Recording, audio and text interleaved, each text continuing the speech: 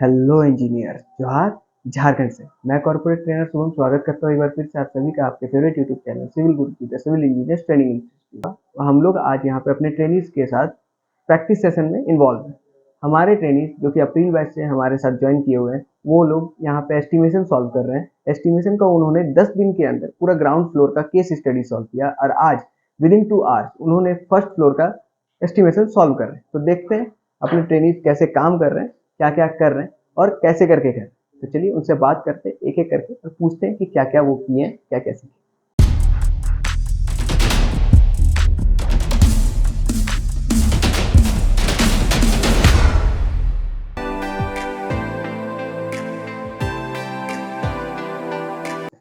पहले तो आप हमारे व्यूअर्स को अपना इंट्रोडक्शन दे दें और बताएं कि आज आप लोग कर क्या रहे हैं। Good afternoon everyone, my name is Ankit खलखो एंड हम लोग रांची ब्रांच से हैं। और आज हम लोगों ने अभी तक जितना भी हम लोगों का ग्राउंड फ्लोर तक सॉल्व कर लिया है। आज हमारा प्रैक्टिस सेशन है जिसमें हम लोगों ने फर्स्ट फ्लोर का हम लोग सॉल्व कर रहे हैं। फर्स्ट फ्लोर का सॉल्व कर रहे हो ना? एस्टिमेट निकाल रहे हो, एमबी में फिल कर रहे हो। तो ये आपने क्या क्या कर लिया अभी तक?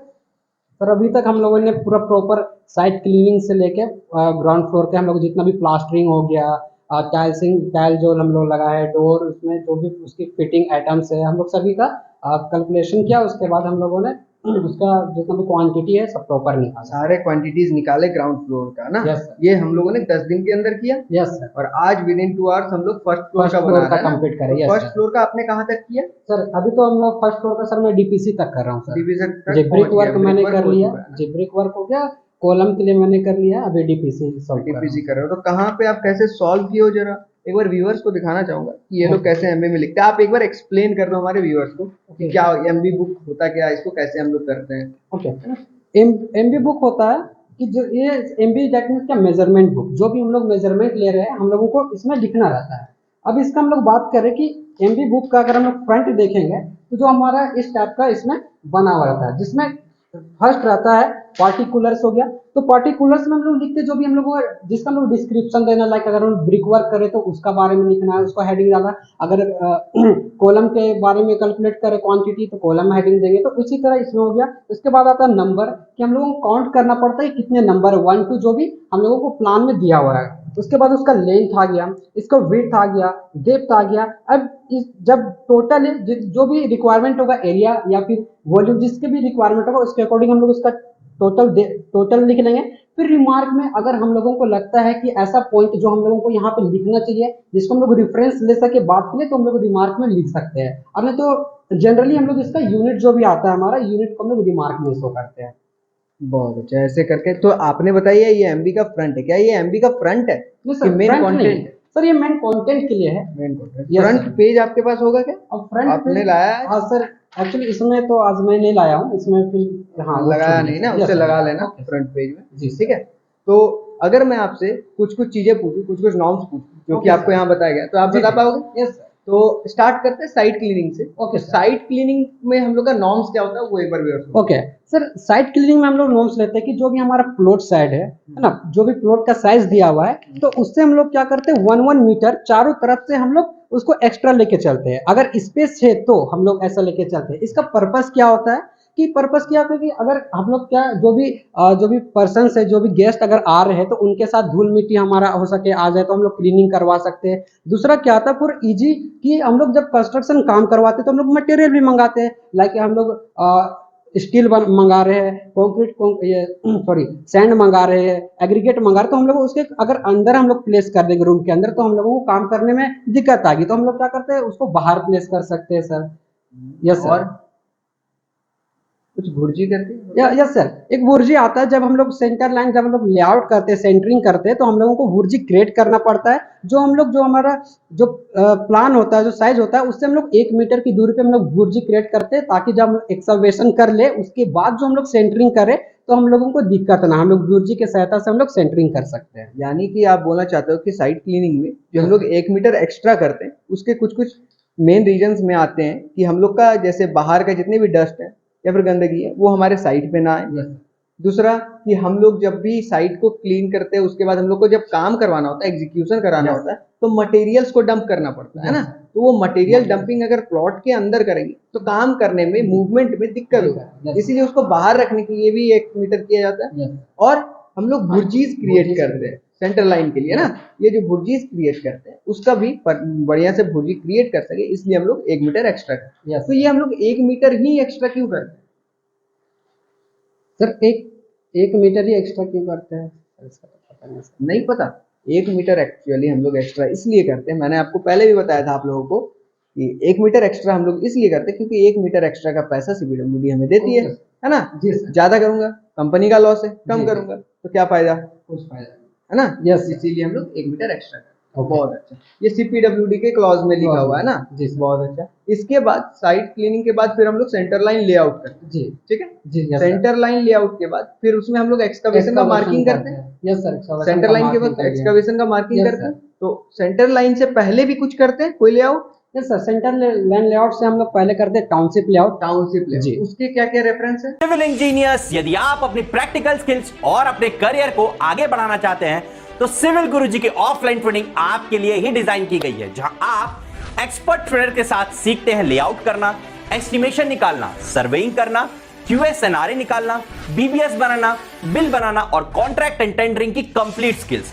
सिर्फ करियर के 2 महीने दीजिए और जॉब या करियर में अच्छी ग्रोथ पाइए। अरे हाँ, ये तो मैं बताने ही भूल गया था। और 65% फीस तब पे करिएगा जब आपकी जॉब 20,000 या उससे ज्यादा की लग जाए। तो अभी फोन उठाओ और कॉल लगाओ 9111001234 पर। और अधिक जानकारी के लिए वीडियो डिस्क्रिप्शन फॉलो करो। सर टाउनशिप लेआउट में हम लोग बेसिकली क्या करते हैं, जो भी हमारा प्लॉट है उसका हम लोग बाउंड्री को डिसाइड करते हैं। तो इसमें फर्स्ट ऑफ ऑल क्या होता है कि जो हमारा क्लाइंट है वो हम लोगों को एक रेफरेंस पॉइंट हम लोग दे देते हैं। अब रेफरेंस पॉइंट से हम लोग क्या करते हैं, जो भी एज पर द रिक्वायरमेंट जो भी हमारा नॉर्म्स होता है कि अगर हम लोग रोड के किनारे बना रहे हैं या फिर कोई भी वाटर बॉडी के किनारे बना रहे हैं, तो जो भी हम लोग का डिस्टेंस होता है, लाइक हम लोग रोड से छोड़ते हैं तो 4 मीटर का सेटबैक हम लोगों को देना पड़ता है। तो बाय यूजिंग पाइथागोरस थ्योरम हम लोग डिस्टेंस कैलकुलेट करते हैं and with the help of the nails हम लोग उसको मार्क करते हैं एंड थ्रेडिंग से हम लोग उसको कनेक्ट करते हैं। और इसी तरह हम लोग डिफरेंट पॉइंट को हम लोग फाइंड करते जाते हैं और तुम्हारा नेल्स की सहायता से हम लोग मार्क करते हैं। लास्ट में हम लोग क्या करते हैं, थ्रेडिंग से उसको एक हम लोग बाउंड्री तैयार करते हैं। बहुत अच्छा, मतलब बाउंड्री तैयार करते हैं। तो ये जो 4 मीटर आपने बोला सेटबैक छोड़ते हैं, Yes. इसका रीजन क्या होता है? सर इसका रीजन बहुत सारे अगर हम देख सकते हैं। फर्स्ट ये क्या हो सकता है कि इन फ्यूचर अगर क्या होता है, अगर उस एरिया का डेवलपमेंट हो तो हो सकता है कि रोड को हम लोगों को एक्स्ट्रा वाइडनिंग करना पड़े, तो उसके लिए हम लोग स्पेस हो गया हम लोग छोड़ दिए। दूसरा हम लोग बोल सकते हैं कि ड्रेनेज पर्पस के लिए हम लोग छोड़ सकते हैं। थर्ड हम लोग बोल सकते हैं कि डेवलपमेंट होगा तो जरूर वहाँ पे इलेक्ट्रिक पोल्स भी लगेंगे, तो हम लोग इलेक्ट्रिक पोल्स के लिए भी हम लोग उसमें जगह छोड़ देते हैं। मतलब साइड में ड्रेन्स बनाने के Yes, लिए, रोड का एक्स्ट्रा Extra वाइडनिंग widening के के लिए, लिए, कभी कभी अनप्लान्ड पार्किंग्स के Yes, लिए, sir. है ना। Yes, sir. इलेक्ट्रिफिकेशन के इंस्टॉलेशन के लिए, Yes, इलेक्ट्रिक पोल के, इन सारे रीजंस पे हम लोग वहाँ पे एक्स्ट्रा Extra छोड़ते हैं। ये नगर निगम हम लोग को Yes, डिसाइड sir. करके देता है ना। Yes. बहुत अच्छा। तो ये हो गया हम लोग का सेंटर लाइन लेआउट। Yes. इसके सॉरी टाउनशिप Township लेआउट का बात layout, हुआ। yes. इसके बाद सेंटर लाइन लेआउट में कुछ नॉर्म्स होते हैं, एक्सकवेशन का मार्किंग। यस सर, एक्सकवेशन के मार्किंग के लिए हम लोग करते हैं। अब लाइक एक्सकवेशन हम लोग कर रहे हैं तो जितना हम लोगों का साइज ऑफ फुटिंग है हम लोग तो उतना में नहीं कर सकते हैं, तो हम लोगों को थोड़ा एक्स्ट्रा मतलब चारों तरफ से हम लोगों को कुछ डिस्टेंस हम लोगों को एक्स्ट्रा लेना पड़ता है। तो इसके लिए नॉर्म्स दिए है कि अगर हम लोग एक्सकवेशन का जो डेप्थ है अगर 1 अप टू 1.5 मीटर होता है, 1500 mm होता है, तो हम लोगों को चारों तरफ से 300 mm हम लोगों को एक्स्ट्रा लेके हम लोगों को मार्क करना पड़ता है। और इन केस अगर हमारा जो डेप्थ ऑफ द एक्सकवेशन होता है वो 1.5 मीटर से ज्यादा हो जाता है, तो हम लोगों को चारों तरफ से 750 mm हम लोगों को एक्स्ट्रा लेके मार्किंग करना पड़ता है। इसका रीजन ये होता है कि जब हम लोग फुटिंग का कास्टिंग करेंगे तो नीचे हम लोग शटरिंग भी करेंगे। जब शटरिंग करेंगे तो जो भी मेसन होंगे वो नीचे उनको उतरना पड़ेगा, तो उतरने के लिए हम लोगों के पास फ्री मूवमेंट के लिए हम लोगों के पास होना चाहिए ताकि वो अच्छे तरीके से उतरे, उनका मूवमेंट सही से हो और शटरिंग को अच्छे तरीके से प्लेस कर सके। एक रीजन तो ये हो गया। दूसरा बोल सकते हैं कि जब इन केस क्या हो सकता है सोइल में मॉइस्चर भी होते हैं, अगर मॉइस्चर के कारण क्या होगा सोइल का अगर कोलैप्स होता है तो वो डायरेक्ट हमारा जो कंक्रीट फुटिंग का मटेरियल है उसमें ना जाके उसका अफेक्ट ना करे। उसका अगर उसमें जाके डायरेक्ट गिरेंगे तो जो भी हमारा कंक्रीट है उसका वाटर सीमेंट रेशियो चेंज हो जाएगा। मतलब कि आप बोलना चाह रहे हो कि उसको हम लोग एक्स्ट्रा करते हैं ताकि वहाँ पे हमारे जो मेसन्स उतर के वर्कर्स उतर के काम करेंगे वो सही से काम कर Yes, सके, yes. शटरिंग लगाने में कोई दिक्कत ना हो, और इन फ्यूचर अगर गलती से मिट्टी भसका भी Yes. जो गिरता है, कोलैप्स होता है, सॉइल कोलैप्स होता है, वो अगर सॉइल कोलैप्स हुआ और इन फ्यूचर अगर सॉइल कोलैप्स हुआ तो वो भी हमारे फुटिंग तक ना पहुंचे, पहले ही रुक जाए, है ना। बहुत अच्छा, ये हम लोग सेंटर लाइन मार्किंग के वक्त है। यस उसके बाद फिर हम लोग का काम स्टार्ट होता है मेन। यस सर, इसके बाद हम लोग कास्टिंग स्टार्ट Yes, करते sir, हैं। कास्टिंग शुरू करते तो सबसे पहले हम लोग किस चीज का फिलिंग करते हैं। सबसे पहले हम लोग करते हैं हमारा सैंड फिलिंग करते हैं। Sand यस, तो सैंड फिलिंग करने का भी अगर हम लोग बात करेंगे क्यों हम लोग करते हैं, तो ऐसे इसका जो हम लोग थिकनेस जो हम लोग बात करते हैं, तो 4 इंच से हमारा 8 इंच के भी देते हैं, लाइक 100 mm से 200 mm हम लोग देते हैं। फिर बात करें इसका पर्पस क्या होता है, तो फर्स्ट ऑफ ऑल क्या होता है कि कॉन्टैक्ट तोड़ देता है किसके बीच में, जो हमारा पीपीसी हम लोग उसके ऊपर करेंगे और सोइल के बीच में।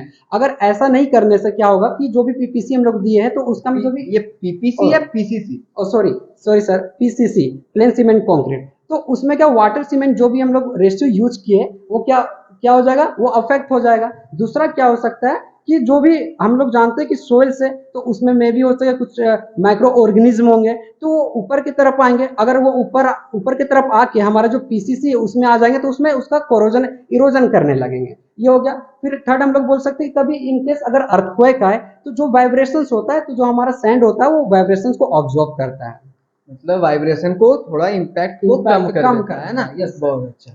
तो अब आगे का प्लास्टर का बात मैं दूसरे अपने ट्रेनिंग से Okay, करूंगा, तो आप अपना काम Thank you. जाए।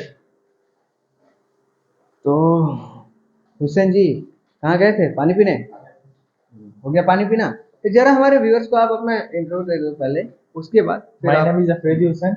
हमने ज़्यादा नहीं 3-4 दिन मुझे हुए आए हुए। हमने प्लास्टर और टाइल्स के बारे में पढ़ा है।